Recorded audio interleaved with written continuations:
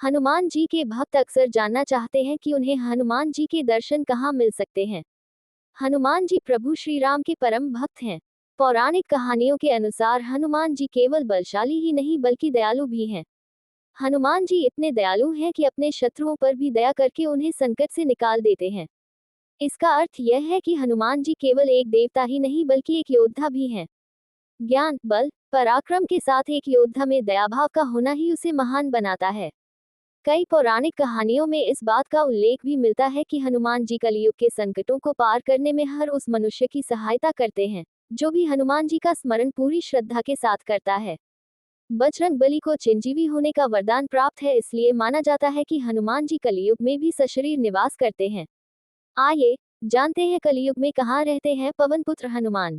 इस जगह पर ऋषि मुनि और देवता भी करते हैं निवास। मायन की कथा के अनुसार गंधमादन पर्वत से जुड़ी कई कहानियां मिलती हैं। गंधमादन पर्वत के क्षेत्र को यक्षलोक भी कहा जाता है। ऐसा कहा जाता है कि यहाँ एक अद्भुत सरोवर है जहाँ खिलने वाले कमलों को रोजाना हनुमान अपने आराध्य श्री राम की पूजा में अर्पित करते हैं।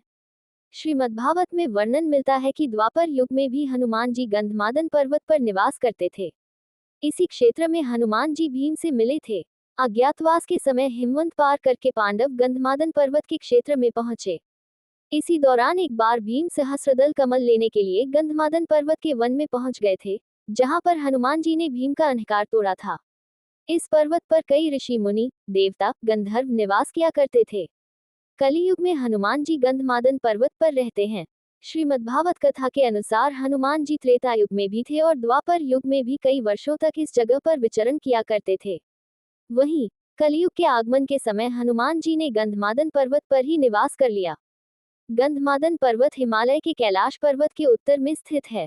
प्राचीन काल में सुमेरु पर्वत की चारों दिशाओं में स्थित गजदंत पर्वतों में से एक पर्वत को गंधमादन पर्वत कहा जाता था। यहाँ पर महर्षि कश्यप ने तपस्या की थी। ये पर्वत धन के देवता कुबेर के क्षेत्र का हिस्सा था। कभी यह जगह सुगंधित, वर्तमान समय में यह क्षेत्र तिब्बत क्षेत्र में स्थित है। गंधमादन पर्वत पर बना हुआ है हनुमान जी का मंदिर। गमादन पर्वत से जुड़ी पौराणिक मान्यता है कि रामायण काल में हनुमान जी अपने वानर मित्रों के साथ यहीं पर बैठकर युद्ध की रणनीति बनाया करते थे। वर्तमान में गंधमादन पर्वत पर हनुमान जी का एक प्राचीन मंदिर है, जहां पर श्री राम की प्रतिमा भी हनुमान जी के साथ विराजमान है। मान्यता है कि हनुमान जी अपने भक्तों को दर्शन देने के लिए इस पर्वत पर रूप बदलकर आते हैं। इस पर्वत पर भगवान राम के पैरों के निशान भी हैं। कलियुग में इन लोगों ने किए हैं हनुमान जी के साक्षात दर्शन। कलियुग में भी कुछ महान लोगों को हनुमान जी के दर्शन पाने का सौभाग्य प्राप्त हुआ है।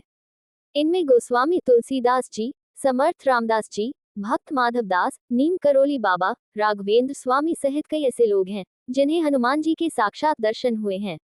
मान्यता है कि हनुमान जी के दर्शन करने के बाद इन लोगों को अद्भुत ज्ञान और आध्यात्मिकता की प्राप्ति भी हुई। कलियुग में कहाँ कर सकते हैं हनुमान जी के दर्शन? कई पौराणिक ग्रंथों में इस बात का उल्लेख मिलता है कि हनुमान जी अभी भी इस संसार में उपस्थित हैं क्योंकि उन्हें चिरंजीवी यानी अमरता का वरदान प्राप्त है।